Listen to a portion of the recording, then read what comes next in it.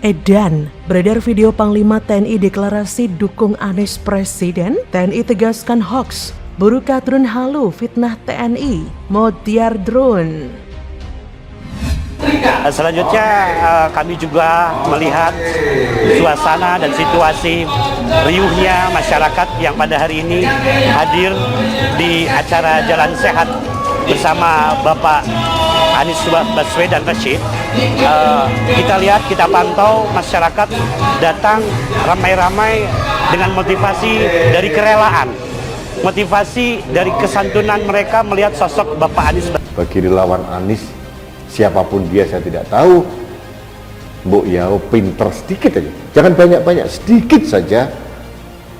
Saya ingin mengucapkan terima kasih atas kebodohan dari relawan Anies Baswedan dalam membangun narasi-narasi palsu, karena ini menyadarkan kita bahwa ternyata masih ada saudara-saudara kita yang bodoh, saudara-saudara kita yang berpikiran sempit dan berpikiran jahat untuk menyesatkan orang lain.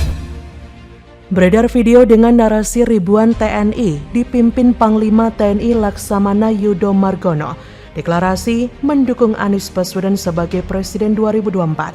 TNI memastikan video tersebut hoax, tulis Pusat Penerangan Puspen TNI melalui akun Instagramnya Rabu 17 Mei.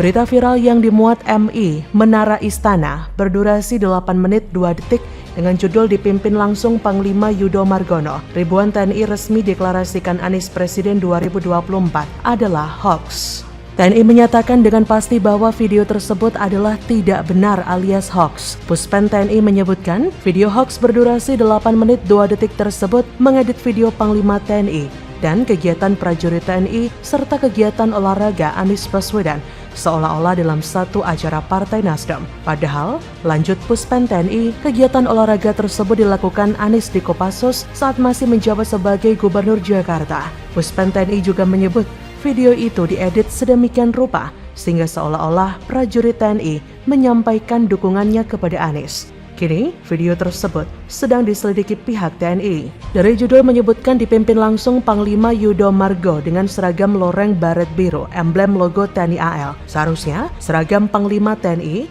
menggunakan loreng baret hitam, emblem Mabes TNI segi 5. Dan juga video tersebut adalah kegiatan Laksamana TNI Yudo di dermaga JICT Tanjung Priuk saat masih menjabat sebagai Kasal.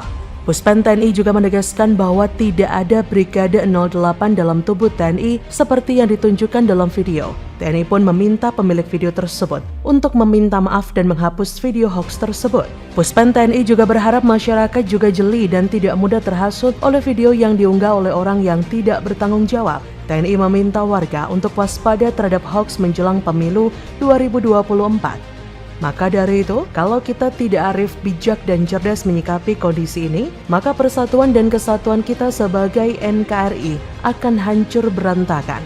TNI pun menyayangkan bahwa berita bohong tersebut sudah meracuni publik. Bayangkan dalam waktu 21 jam saja telah ditonton 22.000 kali, dan video tersebut diupload 16 Mei 2023. Menurut penulis, hal semacam ini tidak cukup hanya permintaan maaf saja, tapi harus dikenakan pasal. Karena sudah jelas ini penggiringan opini, tidak tegas sesuai peraturan yang berlaku. Norma maaf-maaf itu juga nggak guna untuk kasus semacam ini.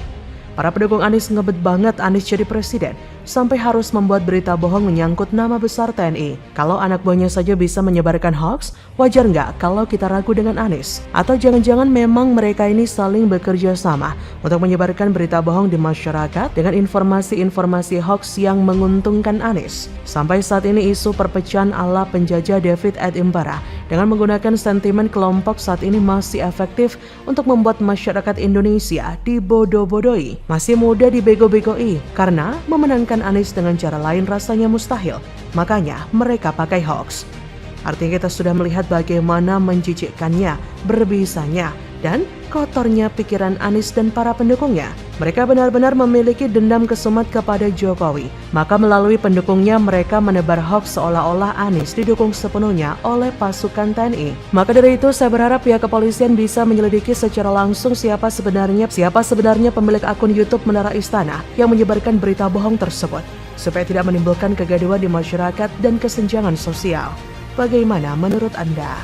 Bela koruptor, Anies tuding ditangkapnya Joni Plate adalah untuk jegal pencapresannya. Elektabilitas mentok nomor 3, gak usah dijegal pun, ente udah kalah Nis.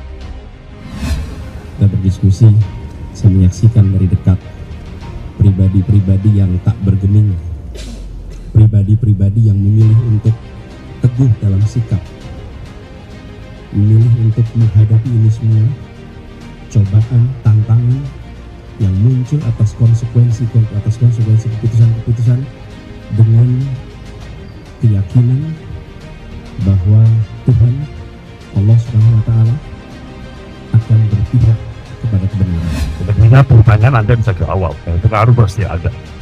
Isu simpatik politik yang dibangun oleh kekuatan persepsi dan keyakinan publik. Salah satu faktor atau key factors yang menentukan sekali. Ini kalau wartawan barangkali wartawan ya mempunyai opini. Nasdem itu memang udah awal. Memang partainya busuk itu nggak ada artinya, itu lemah, itu salah, itu bohong, itu memang perlu kita hukum itu. Rusak itu elektoral. Tergantung pada bagaimana kita membangun persepsi publik, dan itulah peran rekan-rekan institusi pers. Saya nantikan dan saya harapkan pers yang bebas. Pemerintah menghormati proses hukum yang tengah berjalan dan mempercayakan profesionalitas aparat penegak hukum dalam bekerja. Kita serahkan saja pada proses hukum. Yang terjadi tidak ada sangkut pautnya dengan politik. Ini murni proses penegakan hukum tindak pidana korupsi, sehingga kita tidak perlu banyak berspekulasi. Tentu yang terjadi bukan hal yang kita harapkan bersama. Pada banyak kesempatan, Presiden juga telah mengingatkan untuk kerja yang benar dan hati-hati. Tapi sebenarnya kasus korupsi di Kominfo ini itu sudah tercium oleh kejaksaan jauh sebelum Nasdem memproklamirkan Anies Baswedan sebagai calon presiden mereka. Kasus korupsi di Kominfo ini sudah tercium bau busuknya sejak tahun 2020 lalu. Karena ada laporan-laporan yang masuk bagaimana korupnya pengadaan menara BTS di dalam Kominfo yang dikomandani oleh menterinya sendiri, Joni G. Plate. Dan isu di luaran ini semakin melebar, mengait-ngaitkan apakah dana dari korupsi menara BTS di Kominfo ini mengalir jugakah ke Partai Nasdem? Kecurigaan banyak orang itu bukan kecurigaan tanpa dasar, karena di antara 3 partai pengusung Anies Baswedan, hanya Partai Nasdem lah yang paling kuat keuangannya untuk melakukan rally kampanye Anies kemana-mana.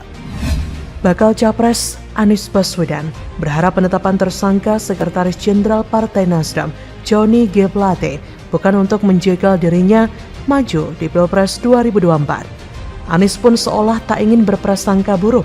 Ia setuju dengan Ketua Umum Partai Nasdem, Surya Paloh, bahwa kasus yang menimpa bawahannya bukan terkait tahun politik. Dia pun sok mengaku bangga dengan sikap Surya Paloh, meski kerap diterpa masalah karena mengusung dirinya menjadi capres. Namun, Surya Paloh tidak bergeming. Menurut Anies, Surya Paloh berani mengambil langkah yang menurutnya benar meski merugikan partainya. Mantan Gubernur DKI Jakarta itu pun menyatakan Surya Paloh tetap berkomitmen mengusung dirinya maju di Pilpres 2024. Menurutnya, berbagai rintangan justru semakin membuat dirinya dan Surya Paloh semangat untuk menghadapi ajang Pilpres di 2024 mendatang. Meskipun Anies sudah menyatakan tidak akan berprasangka buruk, namun ia telah mempunyai persepsi bahwa itu merupakan untuk menjegal dirinya. Dan menurut penulis itu sudah masuk pada tuduhan. Saya rasa apa yang dilakukan oleh Anies ini terlalu narsis dan aneh. Karena kalau memang dasarnya maling, ya maling aja. Gak usah dikait-kaitkan dengan menjegal ente untuk nyapres. Yang seolah mengatakan jika dukung ente lalu korupsi gak boleh ditangkap begitu. Ente aja elektabilitas mentok nomor 3 nis. Gak usah dijegal pun juga bakalan kalah. Dari pernyataan ini kita bisa menilai Anies sedang menggiring opini masyarakat, terutama kalangan kadrun, bahwa selama ini pemerintah menurutnya telah melakukan upaya penjagalan kepada dirinya. Sebagai informasi, Anies dan Surya Paloh melakukan pertemuan di Nasdem Tower Jakarta Pusat Rabu 17 Mei 2023 malam. Dalam pertemuan yang berlangsung sekitar 2,5 jam itu, Anies dan Surya Paloh membahas penetapan tersangka Sekretaris Jenderal Partai Nasdem, Johnny G. Plate, sebagai tersangka dalam kasus korupsi BTS Kominfo. Modus operasi dengan berbagai kebohongan memang terus ditebarkan untuk meracuni alam bawah sadar masyarakat Indonesia dengan memposisikan dirinya sebagai baca pres yang terzolimi oleh pemerintahan Presiden Jokowi. Aneh memang, seolah-olah banyak pihak yang kebakaran jenggot dan ketakutan setengah mati keturunan imigran Yaman satu ini bakal memenangkan Pilpres 2024 dan menjadi presiden. Presiden Jokowi seperti dituding telah keluar dari rambut konstitusi, menjadi bargaining power untuk melakukan positioning koalisi siapa yang boleh menjadi pasangan capres dan cawapres dan siapa yang tidak boleh. Konyol memang. Padahal Anies ini masih di level kelas keong.